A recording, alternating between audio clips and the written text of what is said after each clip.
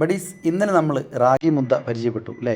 ഇന്ന് നമുക്ക് വേറൊരു സാധനം പരിചയപ്പെട്ടാലോ? ഇത് ഞാൻ കൂടുതലായി കണ്ടിരിക്കുന്നത് അട്ടപ്പാടി ഭാഗത്താണ്. ഇത് പിന്നെ ബാംഗ്ലൂർ ഭാഗത്ത് ഉണ്ടാവാൻ ചാൻസ് ഉണ്ട്. അധികം വെള്ളമൊന്നും ഇല്ലാത്ത ഭാഗത്താണ് ഇതിന്റെ മരങ്ങൾ ഉണ്ടാവുക. ഇത് എൻ്റെ കുട്ടിക്കാലത്ത് ഞാൻ ഒരുപാട് കഴിച്ചിട്ടുണ്ട് കേട്ടോ. അതുകൊണ്ട് തന്നെ ഇത് കാണുമ്പോൾ എനിക്ക് നൊസ്റ്റാൾജിയ ഫീൽ ചെയ്തു. അപ്പോൾ പിന്നെ വാങ്ങാതിരിക്കാൻ പറ്റില്ലല്ലോ അല്ലേ? ബാംഗ്ലൂർ ഇതുപോലെ പല ബിസിനസ്സും ഉണ്ട് കേട്ടോ. തമിഴ്നാട്ടിൽ നിന്നും ചക്കപ്പഴം ഇവിടെ കൊണ്ടുവന്ന് വിൽക്കുന്നുണ്ട്. 250 ഗ്രാമിന് 100 രൂപ. അതിലാകെ 10 പീസ് ഉണ്ടാവുള്ളൂ. പിന്നെ വേറൊന്നാണ് നൊങ്ക്. പിന്നെ ഇത് ഈ കായയ്ക്ക് പേര് പല സ്ഥലത്തും പല പേരാ. ഇത് കഴിച്ചിട്ടുള്ളവരുണ്ടെങ്കിൽ ഒന്ന് കമൻറ്റ് ചെയ്യണേ. ബഡീസ്, നിങ്ങളുടെ നാട്ടിൽ ഈ കായയ്ക്ക് വിളിക്കുന്ന പേര് എന്താണെന്നും കൂടെ കമൻറ്റ് ചെയ്യുക. ഓക്കെ, ഈ കായയുടെ ഉള്ളിലുള്ള ആ കറുത്ത കുരു മാറ്റിയിട്ട് വേണം ഇത് കഴിക്കാൻ കേട്ടോ. ഇതിന്റെ രുചി കൂടെ ഞാൻ പറഞ്ഞുതരാം. ചെറിയൊരു പുളി, ചെറിയൊരു ചവർപ്പ്, അധികം മധുരം. ഇതിന്റെ റേറ്റ് ഞാൻ പറഞ്ഞില്ലല്ലോ, മുടിഞ്ഞ റേറ്റ് ആട്ടോ. ആകെ 5-6 പീസ് തന്നുള്ളൂ, അതിൽ 50 രൂപ. കുഴപ്പമില്ല, എന്നാലും വാങ്ങിച്ചു. എൻ്റെ മൈൻഡ് എങ്ങനെ അറിയൂ?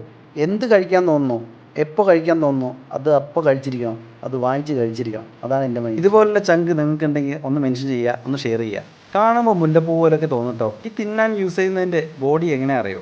തേങ്ങയ്ക്കുള്ളിൽ വിത്തുണ്ടാകുന്നത് കണ്ടിട്ടുണ്ടെങ്കിൽ ആ വിത്തിൻ്റെ, അതായത് ആ പൊങ്ങ് എന്നാണ് പറയുക, ആ പൊങ്ങിൻ്റെ അതേ ടേസ്റ്റാണ്. അതുപോലെ തന്നെ മൃദുലമായിട്ടുള്ള ബോഡി പാർട്ടാണ് കേട്ടോ. അടിപൊളി. എന്തായാലും ബഡീസ്, നിങ്ങളുടെ നാട്ടിൽ ഈ കായയ്ക്ക് വിളിക്കുന്ന പേര് എന്താണെന്നുള്ളത് കമൻറ്റ് ചെയ്യണേ. ഇതുപോലുള്ള പുതിയ വീഡിയോകൾക്കായി ഫോളോ ചെയ്യാൻ മറക്കല്ലേ. എന്ന് നിങ്ങളുടെ സ്വന്തം താടിക്കാരൻ.